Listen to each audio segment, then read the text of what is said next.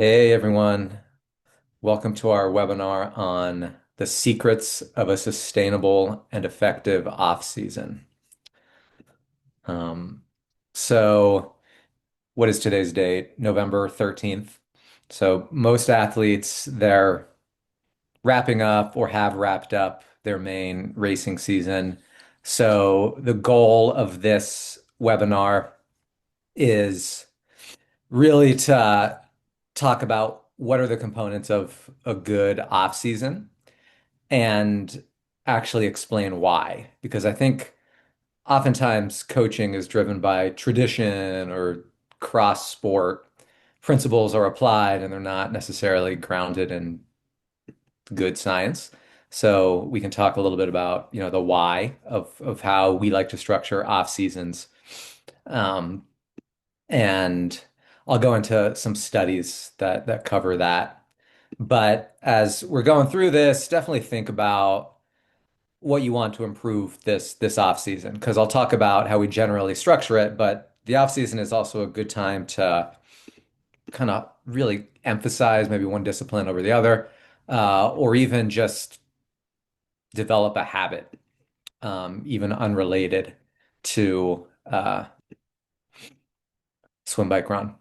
So we can get going, but before we got to get into the meat of it, one main idea that I want to get across is this idea that minimizing the decline in performance between seasons is associated with greater performance improvements during the next season.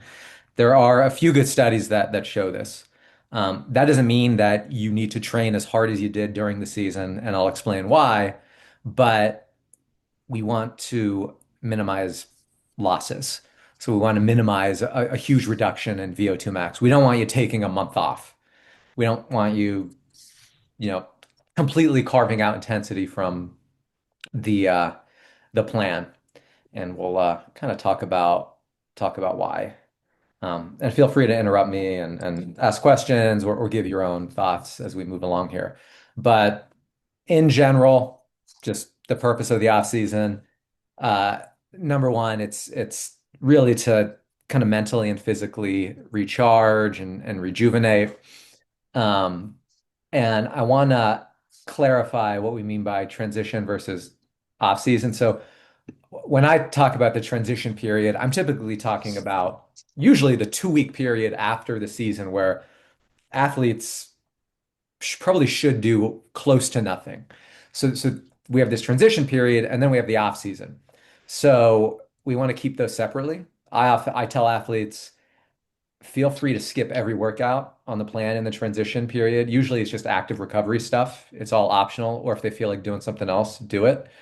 And then the true off season, it kind of starts after that, where we're building the base and essentially doing this. The goal of the off season is to regenerate. So we want you to heal. If you have a niggle, we want it to go away. We don't want to start training if you're feeling pain.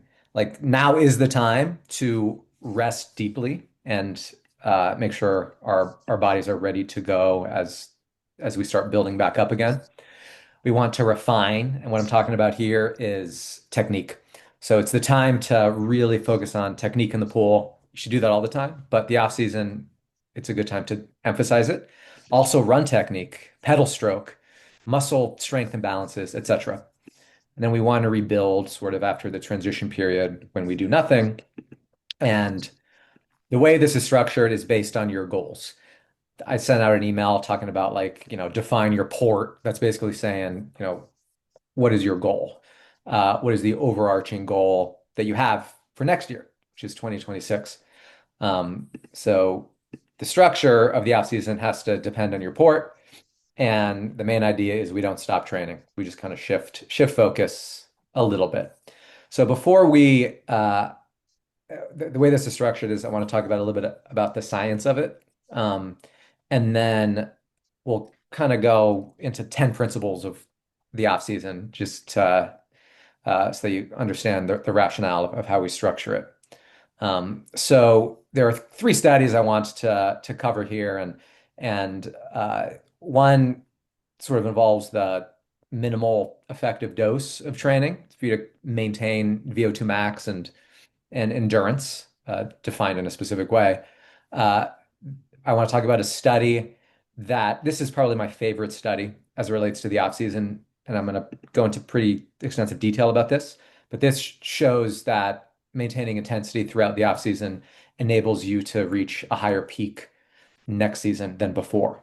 Um, and then this one also quantifies kind of how quickly you lose VO2 max if you don't do high intensity work through these mechanisms. So just a high level overview of this. First of all, reducing training load, overall training stress doesn't mean you'll lose fitness. I think athletes are shocked at how little fitness they lose, especially triathletes who have type A mentalities, if they reduce volume for a period. And I'm talking about if you train well, structure it well, you won't lose any VO2 max. Your VO2 max will not decrease. And also, performance in a 40K time trial will remain stable. Performance, like how long you can hold 80% of VO2 max will remain stable. And the minimum effective dose is actually quite low. So you don't need a lot of load or intensity to maintain what you've got. So a big goal for the off season often is preservation of fitness. But what many, many studies show is that intensity, not volume, is the key to maintaining performance over a few month period.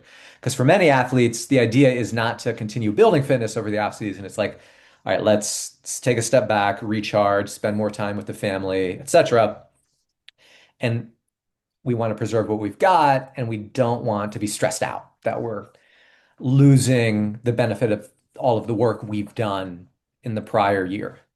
The way to do that is consistency does help, but we also need some high intensity work to preserve these factors of fitness here.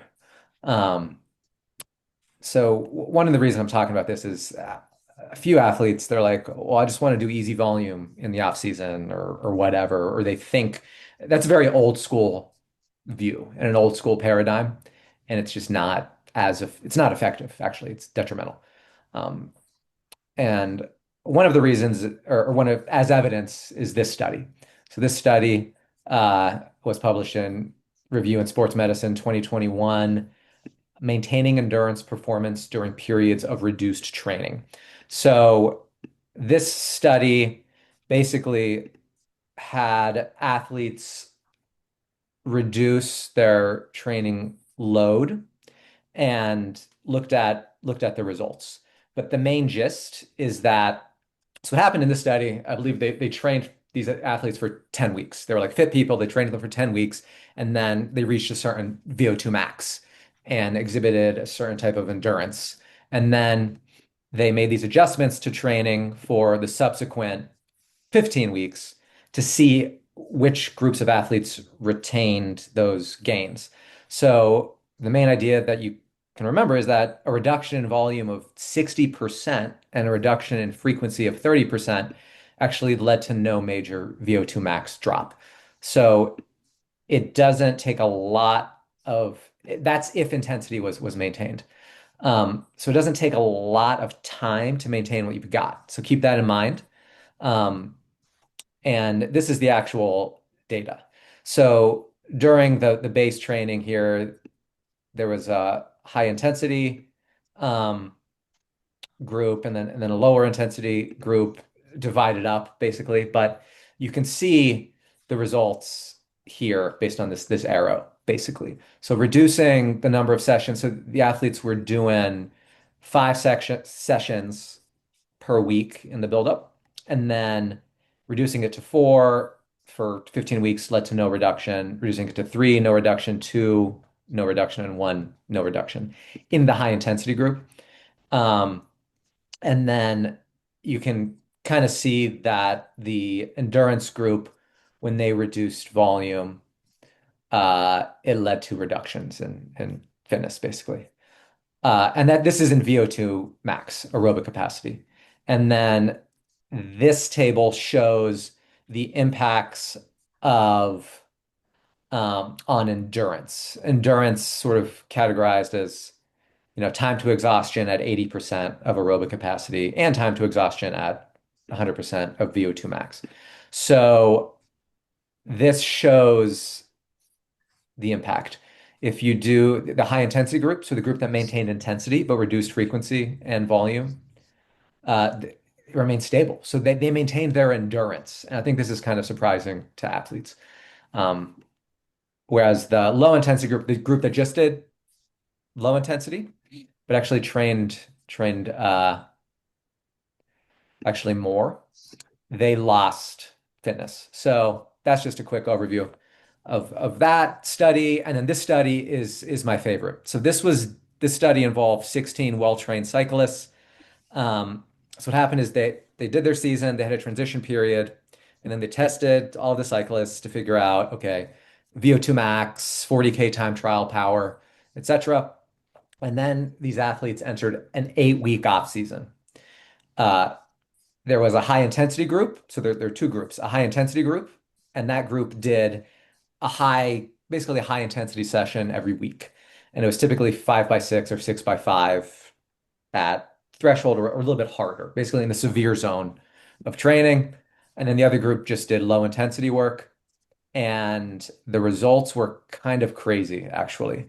So we're talking about one high intensity workout a week. It was a pretty hard workout, but at the end of the off season, so this 8-week off season period after the 2-week transition period, the high intensity group improved their power at basically lactate threshold by 5% and improved their power during a 40-minute time trial by 5%. Again, this is after the transition period, so we would have expected some detraining in that interim.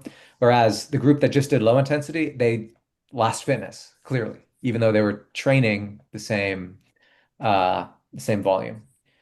So this is after the off season, okay? But then here's the kicker, and this is why we want to maintain some intensity throughout the off season. We look at the next 16 weeks. So now we're like 24 weeks out from the end of the transition period. The low intensity group did not catch up. Um, the group that had the bigger foundation from the off season by integrating a little bit of intensity, we're talking about like 8 to 10 high intensity workouts. Their peak was higher, essentially, in after the 24-week block. So after the 16 weeks of like preseason kind of general prep. And this kind of visually represents what's going on. So, conclusion, having a high intensity session every 7 to 10 days during the off season prevents a loss of fitness and enhances performance 16 weeks into preseason.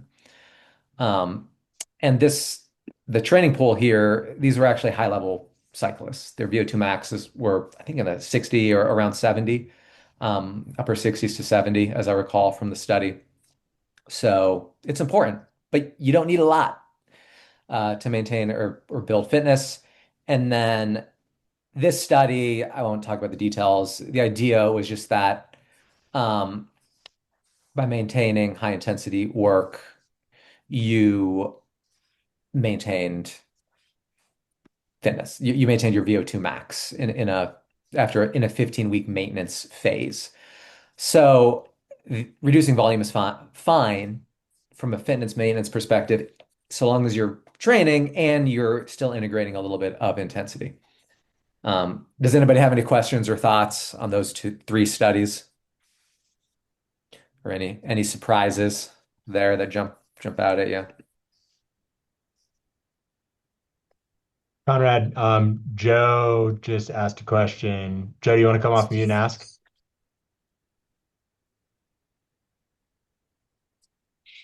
He doesn't have a mic, but what about people who kept frequency and intensity sessions? Can you build fitness in the off season, or will it lead to bonking during the season? So these studies, their goal was to establish sort of the minimal effective dose, but ideally you do it all. So you do, and I would say that so that I know in this study, the study that I like, um, these athletes did both. So these athletes, they all did base work. These were high level cyclists. These weren't like, college age kids from Vanderbilt who are getting paid to participate in this study who never played sports in their life. These were actually well-trained cyclists. So, and they improved their fitness. So we don't want to just do two high intensity workouts a week uh, in the off season. We want to do normal base training, zone two work, aerobic foundation type stuff. Um, so was that what you were asking, Joe? Build fitness in the off season. You can build fitness in the off season. So that's the general goal. It also depends on your starting point too. If you're a new athlete training throughout the off season, you can continue to get fitter so long as you recover from the sessions that you're doing. Because a big piece of this of the off season is to reset mentally. You have to, I believe that to be consistent over the long term, you have to enjoy what you're doing intrinsically. So we sometimes you need to take a step back for a period to reinvigorate that passion that you have for triathlon, running, whatever, moving your body. Um, but yeah, I mean that's a good question, and I think that the specific training load, I think you're asking about training load in general, it really is dependent on the athlete. Most high-level athletes, we're going to reduce their training load in the off season probably by about 30%. And we know that reducing it by 60% in the off season leads to detraining. 30% is kind of the sweet spot. So we're looking to quantify it. That's a good way to look at it. Um, and then I'll go over just 10 principles that we can chat about now that sort of relate to the off season. So I already talked about it this entire presentation thus far, but Jack, did you raise your hand? Yeah, I did real quick.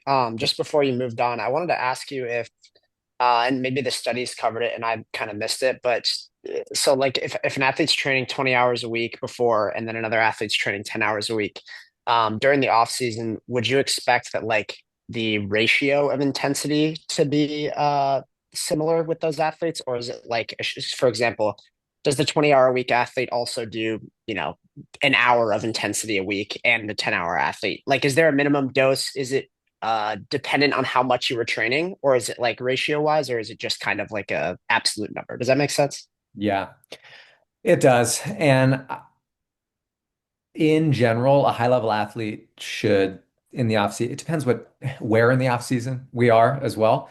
But so we the high level athlete is going to probably want to reduce everything. So the 20-hour per week athlete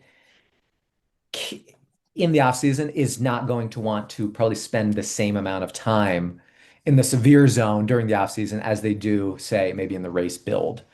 Um, the studies don't look at that. They don't consider, because when you do science, you have to control for all these variables.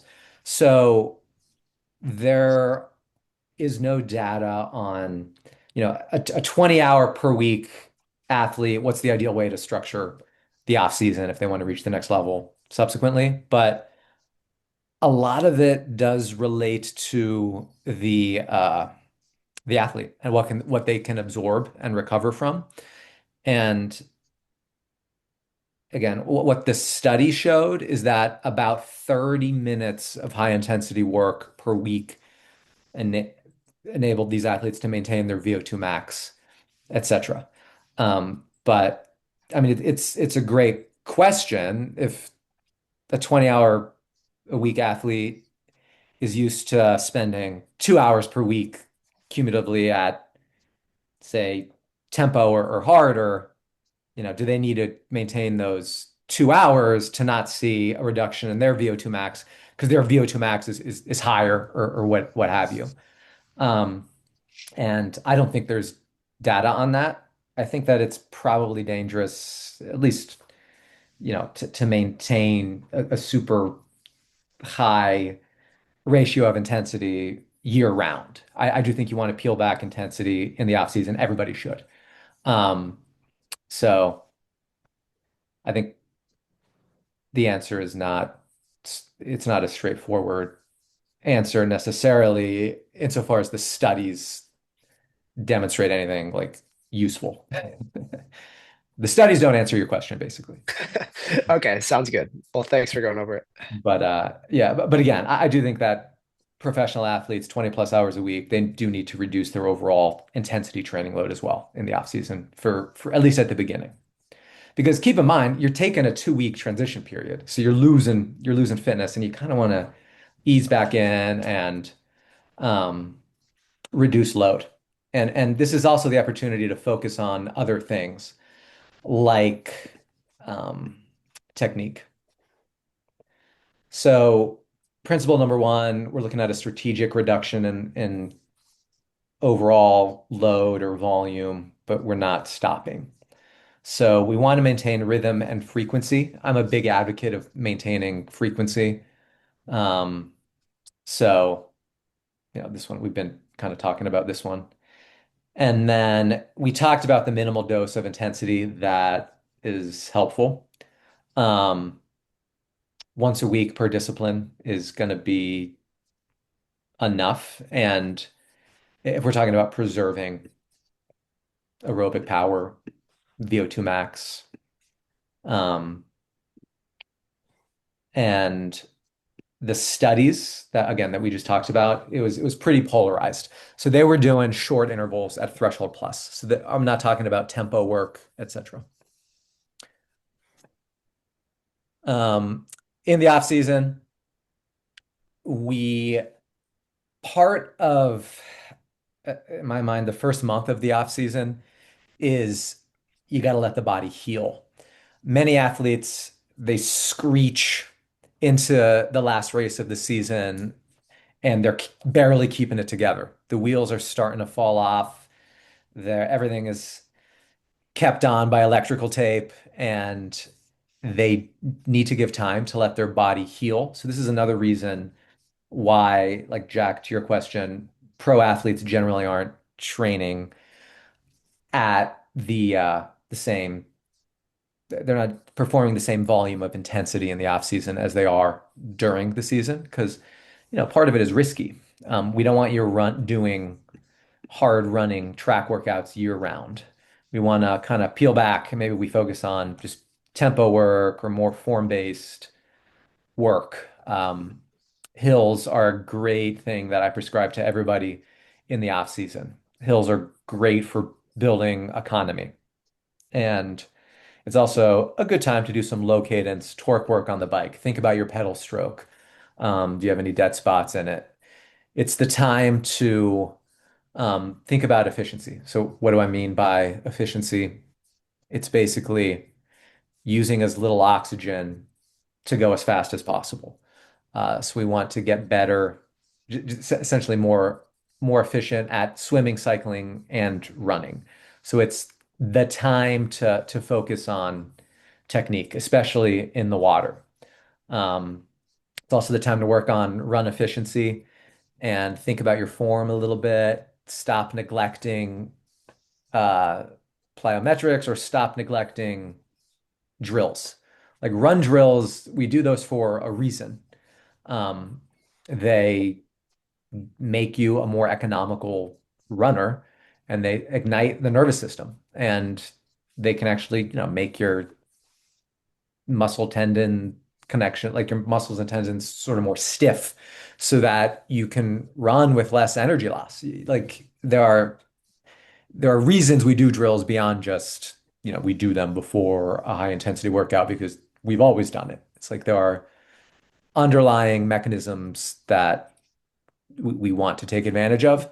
And the off season is a good opportunity to really focus on these little things that we neglect. Um, so that this is basically highlighting the importance of technique along with this principle, refine movement quality and motor control. Um, we want to think about the off season is the time to dial in your aero position. This morning at the track, and I was talking to a couple of athletes about their bike setup and experimenting a little bit. Now is definitely the time to do that. Get your new bike, make your cockpit change, get your bike fit now so that you train in that position and you can go faster when the race season rolls around. Um, we'll have swim month soon, probably January, like we always do, and but the off season is the time to obsess about technique. In swimming, 90% of it is technique and reducing drag. Um, you gotta focus on this. Get some video footage, send it to your coach, and do drills that will make you better. Obsess over your technique flaws and fix them this off season. Um, and this principle, technique before load, is important. So the load really comes during the season, like the final build into your A race. At that point, training load is pretty high, and you want good technique when you're executing those training sessions because you'll go faster, but you'll also reduce the likelihood of injury. So focus on technique in the off season. Um, And yeah, don't neglect the low intensity technical work. The low intensity, easy work where you're focused on technique. This is especially the case in the pool. I know a lot of athletes, triathletes, they love going to masters, and masters is great, but they go and every workout ends up being a best average zone 5 swim. And they're not thinking about what they're doing with their arms. They're not feeling the water. They're not thinking about building economy. To improve your swim technique, you got to have the ability to feel what you're doing. So this low intensity technical work is important. So let's emphasize it in the off season. Does anybody have any thoughts or questions or anything so far?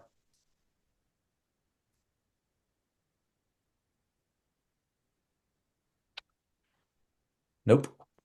And then the off season is also a great opportunity to work on strength. So I'm talking about weight room, like power, the ability to generate force, to recruit motor units in the muscle. Um, so most of the athletes I work with, we're doing 2 strength sessions a week, pretty much year round, but in the off season, they're non-negotiable. Um, there is so much evidence at this point that a modest strength regimen will enhance both economy and durability.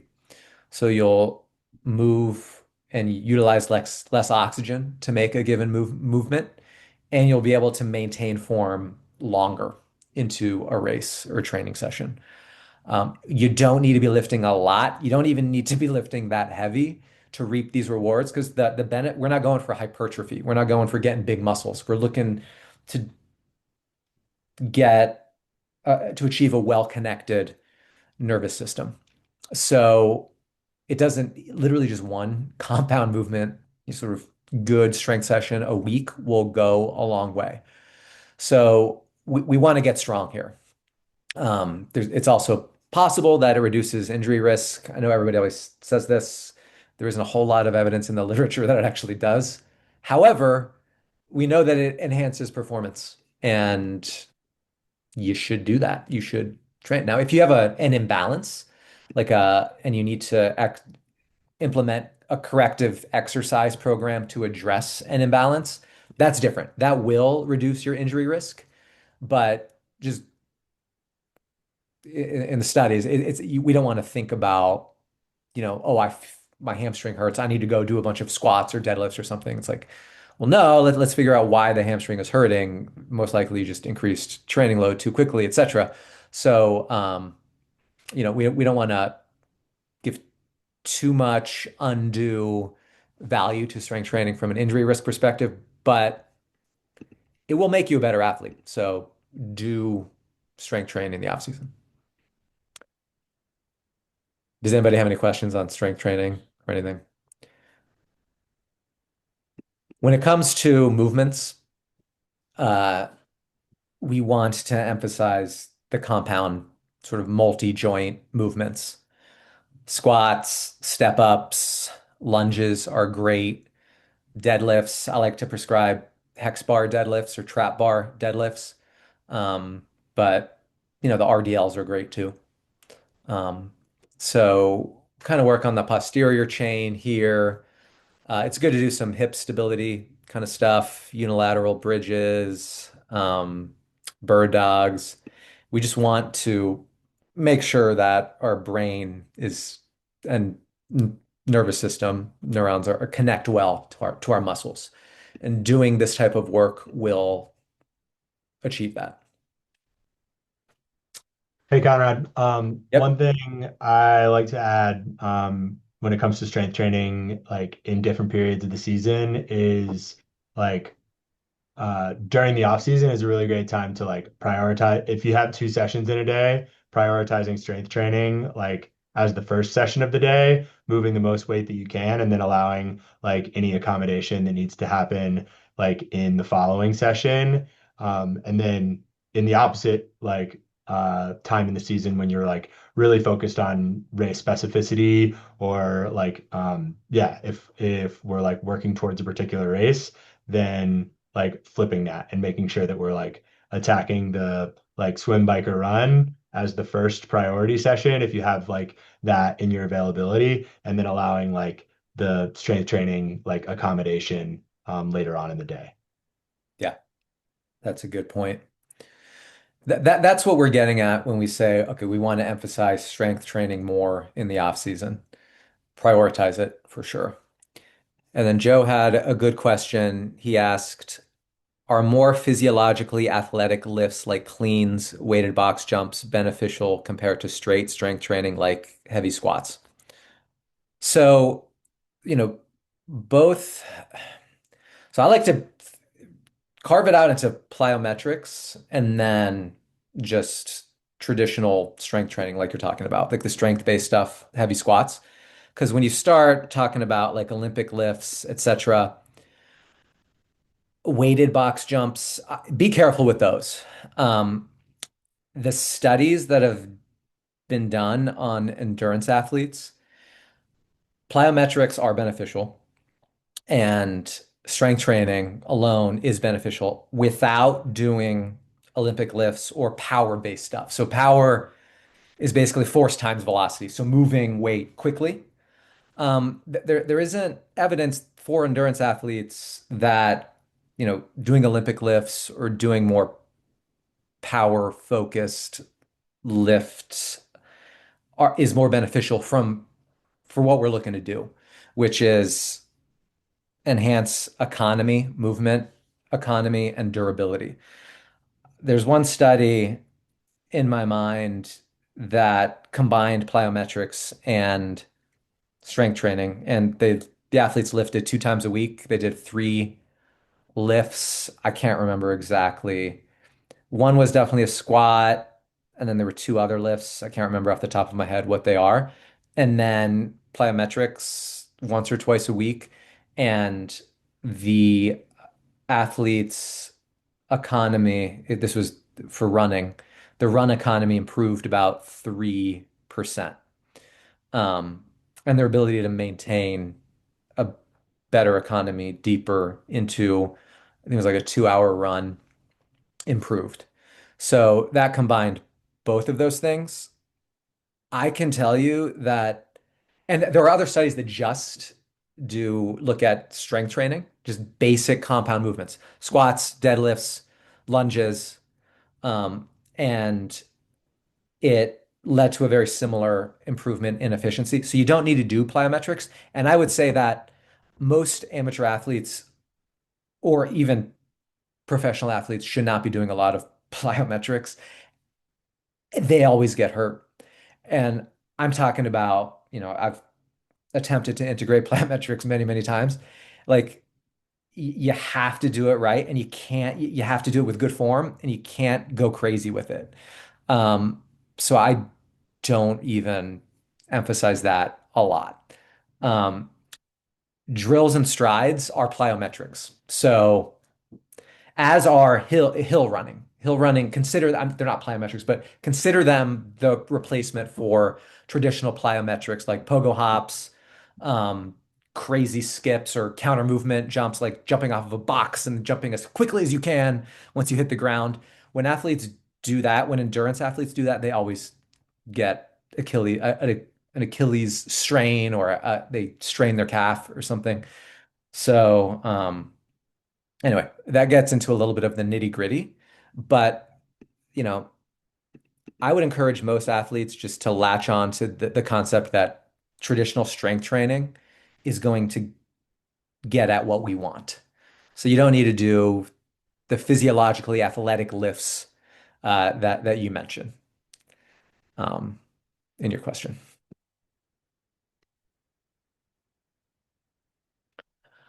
So, does anybody have any other thoughts or questions on strength training? Okay. So then number six, this is a good time to think about nutrition and body comp management. So it is good for many athletes who get extremely lean to put on a little bit of weight in the off season. Um, that can be a good thing. But, if you're already on the, if you're overweight, you don't want to continue eating the same number of calories that you did when you were training 10 to 20 hours a week. We want to still be within the ballpark of appropriate body composition. Um, and we don't want to think, oh, it's the off season, nothing matters. I'm going to eat a bunch of junk food. That's not good either. You want to maintain a good diet. And I always like to emphasize protein intake. Um, and this is the time of year, if you are overweight, have a very high body fat composition, now is the time to reduce it. We don't want to be in a big calorie deficit, well, ever, but we definitely don't want to be in a big calorie deficit when we're training and a race is approaching because we need to make sure that we recover from the workouts. So, but if your body fat percentage is quite high or you need to, you have certain body comp goals, now is the time to attack that. Um, but the overall goal here in the off season is to, as I talked about before, rejuvenate and recharge. Part of that is getting our hormones back in balance. A lot of times, if we're doing high volume endurance training, testosterone levels reduce, maybe cortisol's high chronically. Now is the time to kind of let the body reset back to some type of homeostasis that's arguably healthier, um, so that we can start or build in a better state of health. Does anybody have any questions or thoughts on this nutrition, body comp management?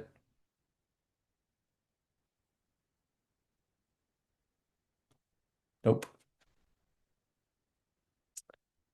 Um, we talked about this, so we want to think about the psychological aspect of the off season, and this involves mentally resetting, taking a mental break. And the reason that we do that is because we want you re-engaging with a purpose. And that purpose, maybe it's just to enjoy training more, maybe it's to set yourself up for achieving a dream goal in 2026.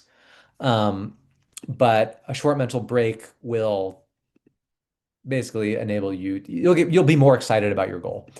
And then we also want you reflecting and thinking about the last season. So what went well? What races went well? What aspects of performance did you improve upon? What habits did you implement that you stuck with? Um, And alternatively, what needs work? What do you want to improve? Maybe it's a discipline. Maybe you want to be a faster swimmer. Maybe you need to work on body composition. Maybe you need to work on mindset. Maybe you get mortified before races, and maybe you get mortified before hard workouts or test sets. Um, so, you know, there are various aspects of your psychology that you can work on. We also, again, want you setting goals, and to do this, we want to uh, think about your why. What's your purpose? And then you want to create these goal frameworks essentially. And our last weekly nugget email, I sent out a worksheet that you can use to um, clarify your why, clarify your port, like what's your ultimate destination with your endurance training endeavors. And we also want to re-anchor your motivation. So we want you excited about triathlon, excited about running, excited about what you're doing. Um, so, because then you're sort of pulled into doing it. You don't have to push yourself to do it. You want to do it. I'm not saying that you're going to want to do every workout that's on the calendar, but uh, motivation takes work. Sometimes you have to work at motivation, and this is how you do it. I have I have one comment about this, Conrad. Yep.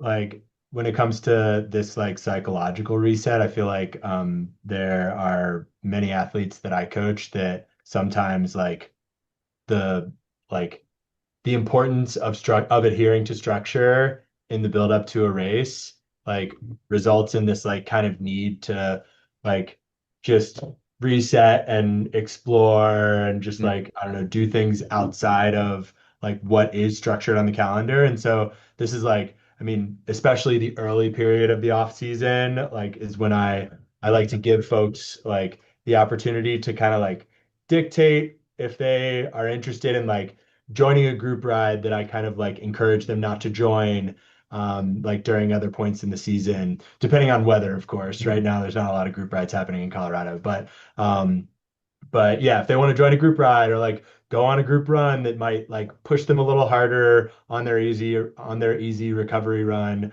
that I would encourage them to kind of stay away from in the off season. That's like definitely a time that I encourage it. I've got an athlete that like generally likes to lean into Zwift racing for a few weeks, like during the off season. So we'll like just give him the opportunity to like call that his key intensity ride during the week. And then like yeah, still doing some like aerobic work on the weekends with some structure built in, but like it just gives him the opportunity to Zwift race now because he likes to do it, and then at other points in the or at other points in the season, he's not feeling as like he needs to like jump into his Zwift race because he like gets a bit of his fix during the off season period.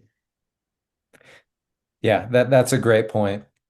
Does anybody have any activities that they like to emphasize in the off season that maybe they don't partake in during the season?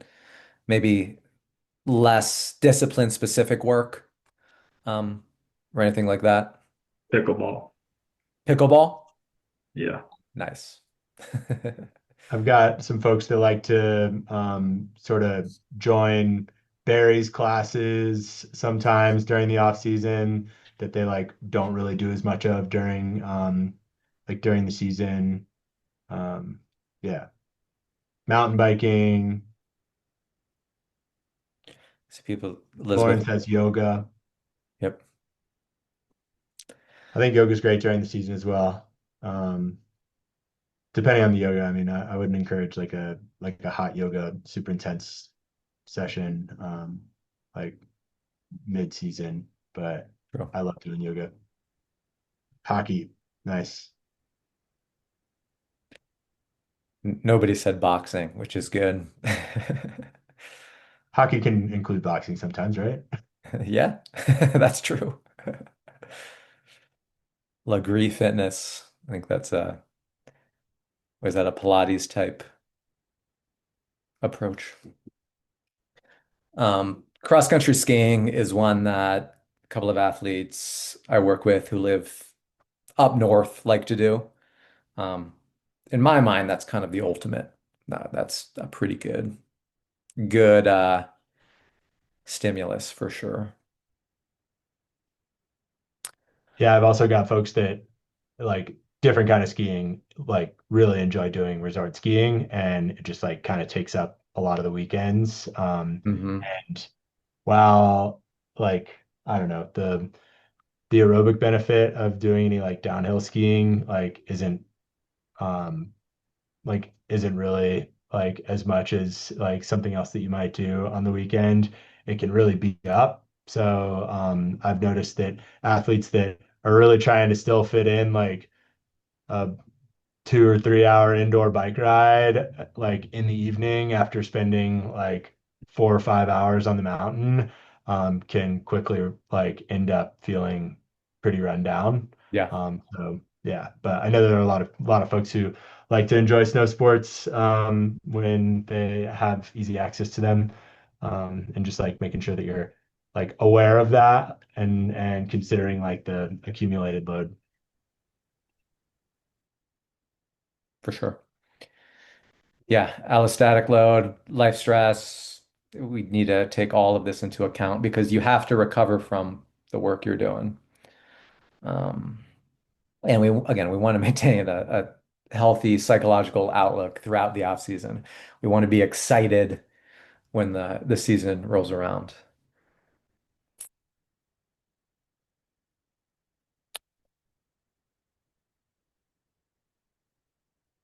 And then number eight. So part of this, so the off season is very long, and there might be different approaches depending on where we are in the off season.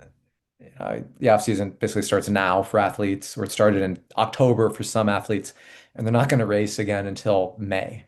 So that's a very long time. So you can also break up your off season into different blocks. And one thing that I like to do is we just do testing and understand what's going on under the hood metabolically.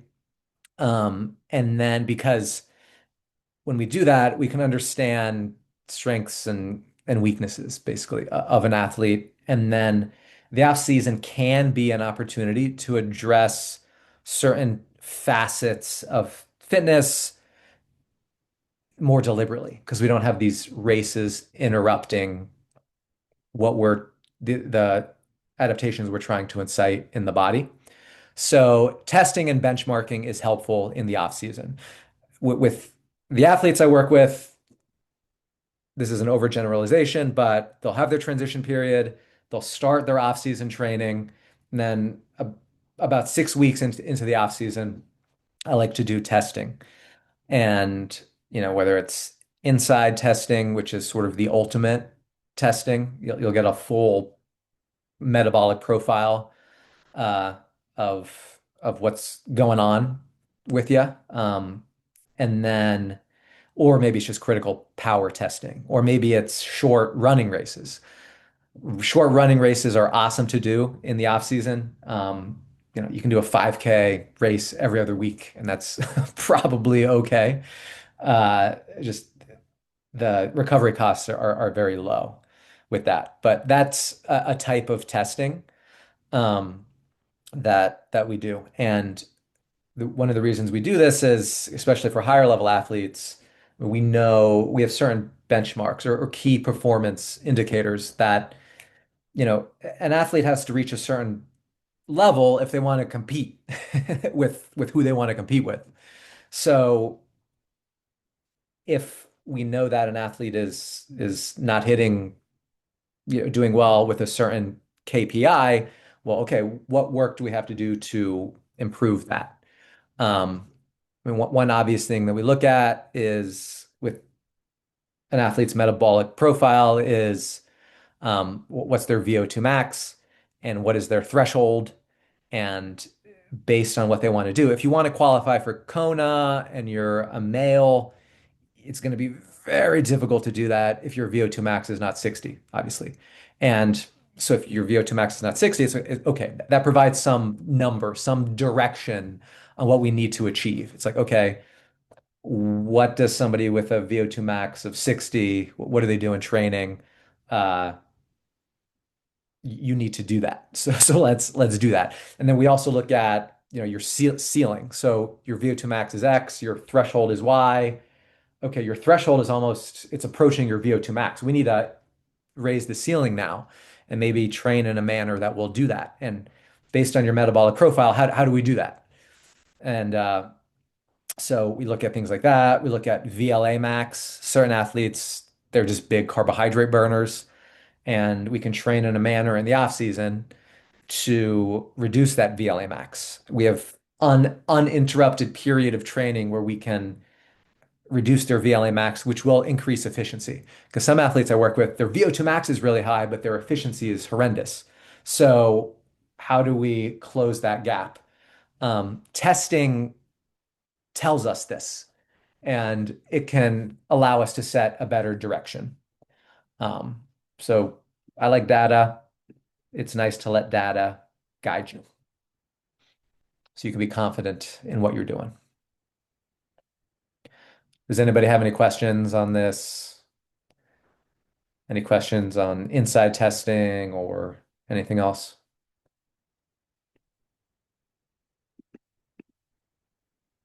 Nope.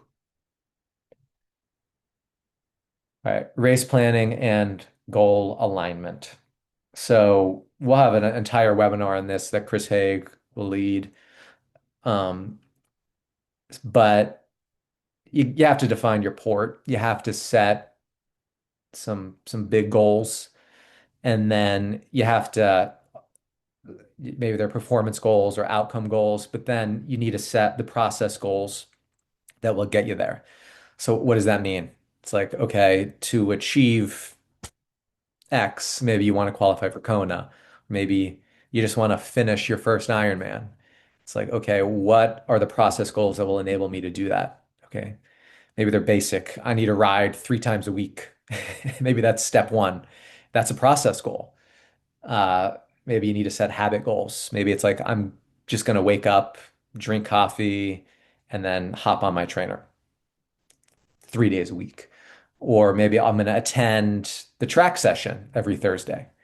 Um, so figure out those little process goals that will enable you to reach your larger goal, because that's where the magic happens. It's the micro day-to-day work that you do. It's the little tiny decisions that compound over the long haul.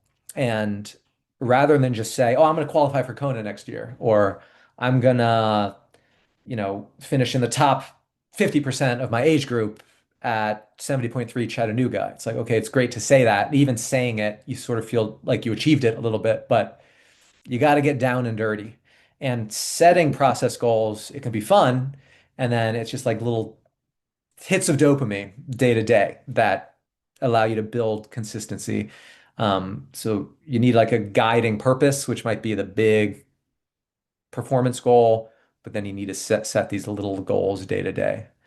Um, and you also need to, I would recommend talking to your coach about ensuring that your goal or your port aligns with uh, your current abilities or your abilities over the next 12 months and aligns with your life. An athlete who is in medical school or residency should not have the goal of training 25 hours a week, most likely. Um, so you want to make sure that everything aligns with your life, and this is where a coach can certainly help because they kind of know what's feasible. Like how much can your fitness improve in a year given your training history? Um, what's the time? What's the time? And maybe qualifying for the World Championships is not a 1 year goal; it's a 2 year goal. I can say that almost everybody I've worked with who has qualified for Kona it has been a 2 year journey. Um, like truly, the two athletes within the last few weeks who qualified, Nick and Andy Grant, 2 years. Whenever anybody comes in, they're like, "What? What is the timeline maybe to do an Ironman?" And they're a beginner. Usually, it's 2 years unless they have a deep sports background. So these are the little things that a coach might know that, and then it can kind of help guide expectations and also build the framework. What should the process goals be? What does it take to break 9 hours in an Ironman, or what does it take to finish a marathon or a 5K? Does anybody have any thoughts on this?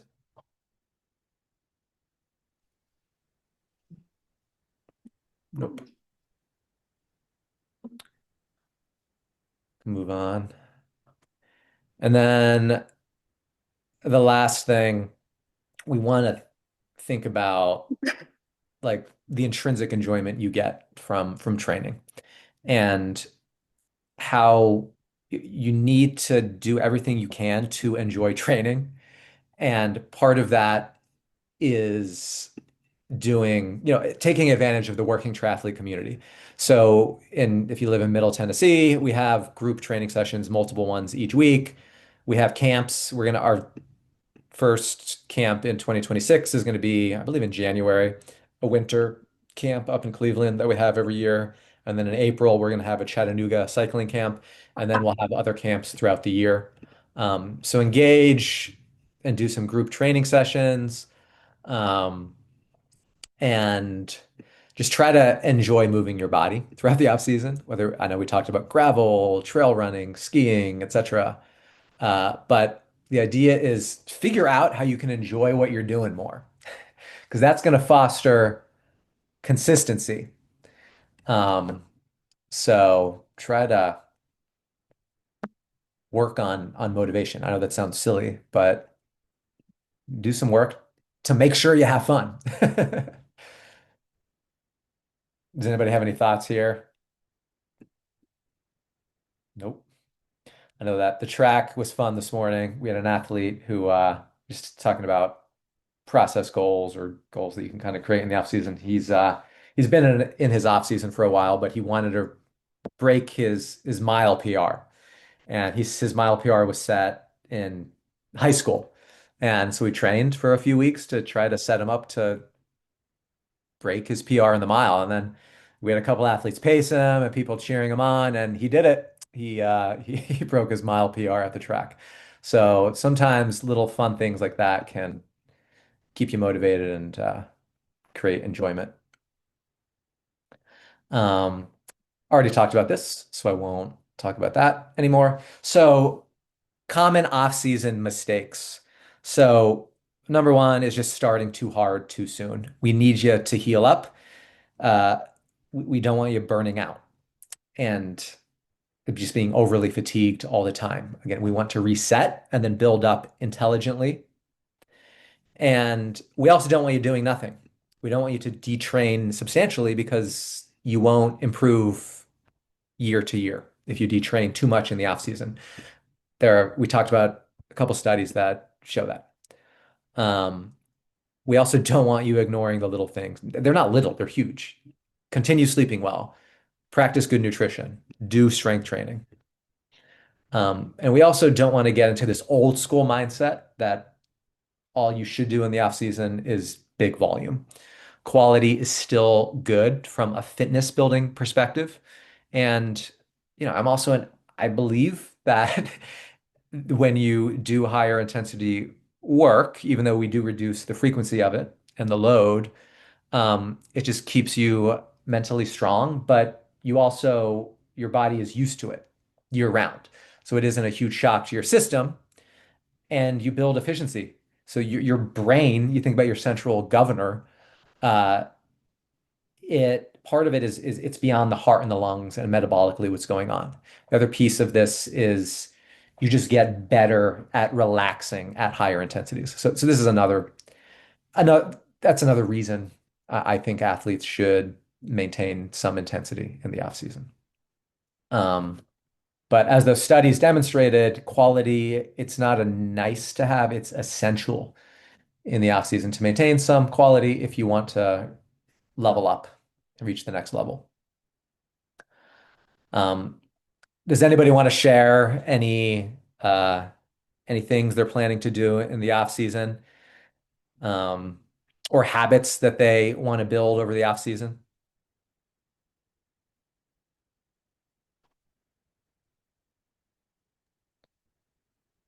No. I mean, some habits that I've spoken with athletes about, one big one is sleep and sleep hygiene and just getting in the habit of going to bed and waking up at the same time.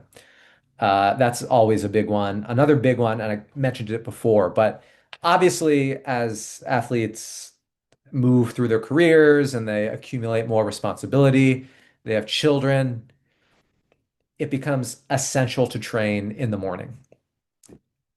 You have to protect that time. And so a big habit, a great habit that you can develop and work on is just waking up, getting in a little bit of breakfast, and then getting a workout in. I think that's the trick, honestly. Everybody, most everybody I work with who, they live big lives outside of triathlon, the highest performing ones, they get in a workout as soon as they wake up. So I would recommend maybe working on that. You don't have to be a morning person to knock it out, but you do just have to set yourself up for success. And that might mean you lay out your clothes the day before. You have the plan. You're going to wake up, you're going to drink your coffee, go to the bathroom, eat a couple of dates, and then you're going to get on the trainer or you're going to get out the door and just do a nice, easy warm up. And then usually after you warm up, you feel great and you get the work done. So, I got a small one to add, Conrad. yep. This might sound, it's not really related to training, but it's kind of a small, I think, good life thing. And something I'm guilty of, not looking at your phone for maybe at least 30 minutes to an hour after you wake up. I think at least I tend to get very like distracted and then poof, 20, 30 minutes of your day is gone and you're starting the day distracted. That's a great one. Yeah. That's a great point. It's like it's just a magnet. You start looking, you open up social media, and then all of a sudden, the next thing you know, 30 minutes is gone. That's a good point. Um, totally. If most athletes who complain, many athletes complain they don't have enough time to train. However, if they look at their phone usage, they see 9 hours a day that they're spending on their phone, just scrolling through Instagram. Um, and right there is there's 2 hours a day right there at least that you can commit to training if you want to. You got a daily Ironman on your phone if you're there for 9 hours a day. I mean, sheesh. Seriously.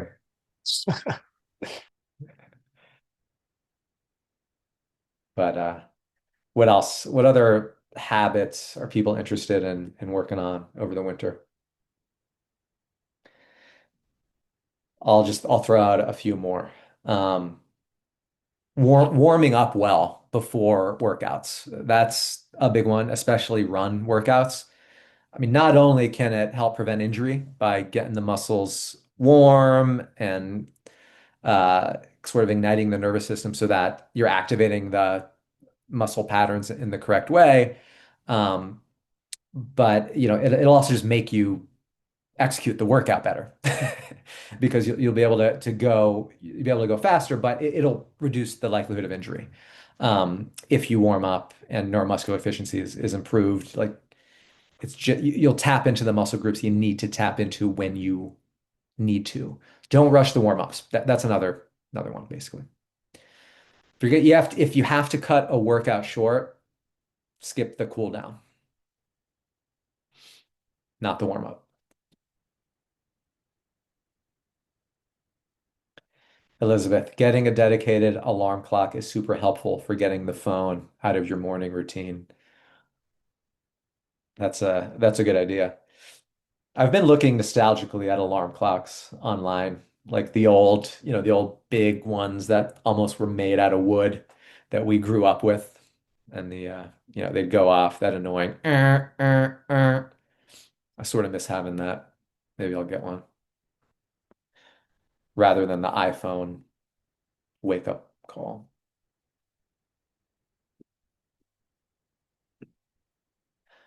What else? Anybody else?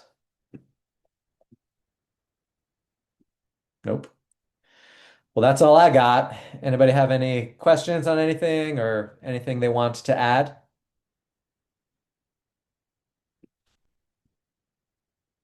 Nope. Cool. Well, thanks for hopping on, everybody. I'll upload this.